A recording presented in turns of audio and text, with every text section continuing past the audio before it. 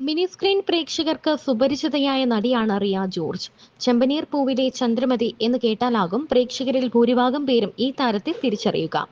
ഏഷ്യാനെറ്റിൽ സംപ്രേഷണം ചെയ്യുന്ന ചെമ്പനീർ പൂവിലെ പ്രധാന കഥാപാത്രങ്ങളിൽ ഒരാളാണ് ചന്ദ്രമതി. തന്റെ യഥാർത്ഥ വയസ്സിനേക്കാൾ പ്രായം കൂടിയ കഥാപാത്രമാണെങ്കിലും അതിനൊന്നും തനിക്ക് വിഷമമില്ല എന്നാണ് ചന്ദ്രമതി പറയുന്നത്. വിവാഹശേഷം തന്റെ പേര് റിയ ജോർജ് എന്നാക്കി മാറ്റിയതെന്നും അതിനു മുൻപ് പത്മ എന്നായിരുന്നു പേരെന്നും താരം പറയുന്നു. അഭിനയ രംഗത്തേക്ക് എത്തിയപ്പോൾ പത്മ എന്ന പേര് മതിയെന്ന നിർദ്ദേശം ഉയർന്നു വന്നെന്നും എന്നാൽ ആ പേര് സ്ക്രീൻ നെയിം ആക്കാൻ തീരുമാനിക്കുകയായിരുന്നുവെന്നും റിയ പറയുന്നു. സീരിയലിൽ നെഗറ്റീവ് റോളിലാണ് അഭിനയിക്കുന്നതെങ്കിലും ജീവിതത്തിൽ താൻ ഒരു പോസിറ്റീവ് ക്യാരക്ടർ ആണെന്ന് റിയ പറയുന്നു. ഇത്രയും നെഗറ്റിവിറ്റി ഉള്ള ക്യാരക്ടർ ആയതുകൊണ്ട് തന്നെ അത് തന്നെ ബാധിക്കാറുണ്ടെന്നും താരം പറയുന്നുണ്ട്.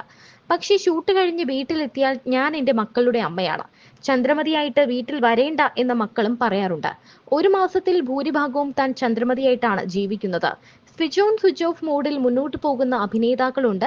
പക്ഷേ ആ മെത്തേഡ് തനിക്കറിയില്ല. അഭിനയം കഴിഞ്ഞാലും ആ ക്യാരക്ടർ കൂടെ ഉണ്ടാകും. എവിടെ റിയ എന്ന് ഞാൻ തന്നെ അതിശയപ്പെട്ടിട്ടുണ്ടെന്നും താരം പറയുന്നുണ്ട്. ഫ്ലൈറ്റ് അറ്റൻഡന്റായി ജോലി ചെയ്തിരുന്ന റിയ ആ ജോലി ഉപേക്ഷിച്ചാണ് അഭിനയ മേഖലയിലേക്ക് എത്തിയത്. കഴിഞ്ഞ 4 വർഷത്തോളമായി സീരിയൽ രംഗത്ത് സജീവമാണ് താരം. അതെ, സ്റ്റേഡിയമിൽ ഞാൻ പ്രാക്ടീസ് ചെയ്യുമ്പോൾ പുള്ളിക്കാരൻ വന്ന് പ്രാക്ടീസ് ചെയ്യും. അങ്ങനെ കണ്ണും കണ്ണും നോക്കി. ലൈക്ക് മൈ 12th സ്റ്റാൻഡേർഡിന്റെ പ്രേമം. അതാണ് നമ്മൾ പിന്നെ കല്യാണം കഴിച്ചത്. ഓ, ഇപ്പം രണ്ട് കുട്ടികൾ. Okay okay okay. അപ്പൊ നമ്മുടെ ചെമ്പനീർ പൂവ് ഹിറ്റ് ആണ്. അതിന്റെ ഒപ്പം തന്നെ നമ്മുടെ ആരാണ് ചന്ദ്രമതിയും സച്ചിനും എല്ലാവരും ഹിറ്റ് ഹിറ്റ് ഹിറ്റ്. എന്താണ് സന്തോഷം? എനിക്ക് തോന്നുന്നു TRPയിൽ ഏറ്റവും ഫസ്റ്റ് പൊസിഷനിൽ നിൽക്കുന്നത് ചെമ്പനീർ പൂവാണ് അല്ലേ? അതെ അതെ. റിയ, എന്തൊക്കെയുണ്ട്? സന്തോഷാണോ? എനിക്ക് ഭയങ്കര സന്തോഷമാണ്. ഒന്നാമത് ഈ സീരിയൽ എനിക്ക് കിട്ടിയത് തന്നെ ബിക്കോസ് ഈ ക്യാരക്ടറിന് വേണ്ടി കുറെ സീനിയർ ആർട്ടിസ്റ്റ് ഞാൻ നോക്കി വെച്ചത്. പിന്നെ ഒരു റിസ്ക് എടുത്ത് എന്നെ സെലക്ട് ചെയ്തു. ഞാൻ അത് I came up to the producers expectation, ഡയറക്ടേഴ്സിന്റെ എക്സ്പെക്ടേഷൻ ഞാൻ മീറ്റ് ചെയ്തു വിചാരിക്കുന്നു.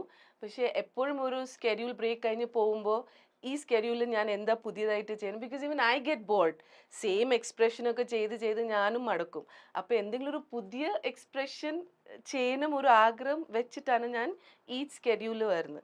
അപ്പൊ ഇനി വരാൻ പോകുന്ന കുറെ കോമഡി സീൻസ് കുറെ ഉണ്ട്, ചിരിപ്പിക്കാനും ചിരിക്കാനും. ഒരു കഷായം കുടിപ്പിക്കുന്ന സീനില്ലേ, അത് നല്ല രസമായിരുന്നു. അത് ആക്ച്വലി സെറ്റിൽ അവർ എന്നെ അങ്ങനെയൊക്കെ ചെയ്യും. So they keep pulling my leg. എന്നെ ഒരു കൊമീഡിയൻ ആയിട്ടാണ് ആ സെറ്റില് കാണുന്നത്. ബിക്കോസ് മലയാളം ഡയലോഗ്സ് പറയുമ്പോ എപ്പോഴും ഞാൻ തെറ്റാറുണ്ട്. അപ്പൊ അത് ഞാൻ വേർഡ്സ് പറയുമ്പോ അത് വേറെ അർത്ഥം മാറിപ്പോവും. അപ്പൊ ഇവർക്ക് ചിരിക്കാനേ സമയമുള്ളൂ. അപ്പൊ അതുകൊണ്ട് നല്ല രസമുണ്ട് സെറ്റില്. It's like we enjoy. നന്നായിട്ട് പോകുന്നു. അപ്പൊ നമ്മളാണെങ്കിൽ എന്റെ ഷോയുടെ പേര് എന്ന് പറഞ്ഞാൽ ചക്കം പക്കം എന്നാണ്. ചക്കം എന്ന് പറഞ്ഞാൽ കുറച്ച് സ്റ്റേറ്റ്മെന്റ്സ് ആണ്, പക്കം എന്ന് പറഞ്ഞാൽ കുറച്ച് ടാസ്കുകളാണ്. ഓക്കെ, അപ്പൊ ഞാൻ കുറച്ച് സ്റ്റേറ്റ്മെന്റ്സ് വായിക്കും. അപ്പൊ യെസ് ആണെങ്കിൽ ഇതിന്റെ പേര് ഡംറൂല് ഒരു കൊട്ടുവട്ടം യെസ് ആണെങ്കിൽ. ഓക്കെ, നോ ആണെങ്കിൽ you will get A punishment. Simple. അപ്പൊ ഈ സ്റ്റേറ്റ്മെന്റ് മലയാളമാണോ? മലയാളമാണ്. But you'll understand. Okay. It's all about Chandrakant അല്ലല്ലോ, ചന്ദ്രമതിയും ചെമ്പനീർ പൂവും ഒരുമിച്ചായിട്ട് അങ്ങനെ മാറിപ്പോയതാണ്. ഇതാണ് എന്റെ ഡമരു. ഓക്കെ, നമുക്ക് സ്റ്റാർട്ട് ചെയ്യാം. ഓക്കെ, സിമ്പിൾ അല്ലേ? Very simple. ഓക്കെ. അപ്പം റിയയ്ക്കുള്ള ഫസ്റ്റ് ചക്കം. ചെമ്പനീർ പൂവിലെ ചന്ദ്രമതി ശരിക്കും ഒരു നെഗറ്റീവ് ക്യാരക്ടർ തന്നെയാണ്. അതെ. ഐ മീൻ റിയൽ ലൈഫിലും നെഗറ്റീവ് ക്യാരക്ടർ ആണോ എന്നാണല്ലേ ചോദിക്കുന്നത്? ആണോ? അല്ല, ശരിക്കും throughout. Okay, throughout negative character ആണോ? ഞാൻ നെഗറ്റീവ് ആണ്. പക്ഷെ ഇടയ്ക്ക് ആ മരുമകളിനെ കണ്ടാൽ മാത്രം എനിക്ക് ചൊറിച്ചിൽ വരും. അല്ലാത്ത ഞാൻ ഭയങ്കര പോസിറ്റീവ് ആണ്. രേവതിനെ കണ്ടാൽ മാത്രം എന്റെ BP കൂടും. പിന്നെ എന്റെ മറ്റേ യക്ഷി രൂപം പുറത്തോട്ട് വരും. അല്ലാത്തത് ബിക്കോസ് ആ പോലീസ് സ്റ്റേഷൻ സീൻസ് ഒക്കെ ചെയ്യുമ്പോ ഓഡിയൻസ് ഒക്കെ ഭയങ്കര എന്നെ ഇഷ്ടപ്പെട്ടു. ആ സീൻസ് ഒക്കെ കണ്ടു. ബിക്കോസ് അതിൽ ഭയങ്കര കരച്ചിൽ സീൻസ് ആയിരുന്നു. So they liked it. But the moment ഞാൻ രേവതിനെ കാണുമ്പോൾ എനിക്ക് അറിഞ്ഞൂടാ, ഒരു ടെമ്പർ. ഞാൻ എന്റെ ഡയറക്ടറും റൈറ്ററിനോട് പറയും എന്താ കാരണം, ഞാൻ എന്തിനാ സച്ചിനെ ഇങ്ങനെ ഹേറ്റ് ചെയ്യുന്നത്. പക്ഷെ ആ കഥ അറിഞ്ഞു. പക്ഷെ അതിലൊരു ലിങ്ക് ഉണ്ട്. നമ്മളിനി അത് അൺഫോൾഡ് ആവും. അത് എന്താ കാരണം അത് അറിയും. Okay, next question. So now just once again, if it is yes I should not do, or yes ആണെങ്കിൽ yes ആണെങ്കിൽ you will have to okay, ഇതെല്ലാം റിലേറ്റഡ് ടു ദ സീരിയൽ അല്ലേ, Yeah. പേഴ്സണൽ അല്ലല്ലോ? No no no no personal ലൈഫിൽ ഞാൻ ഭയങ്കര positive ആണ്. ആണോ? Okay, next question.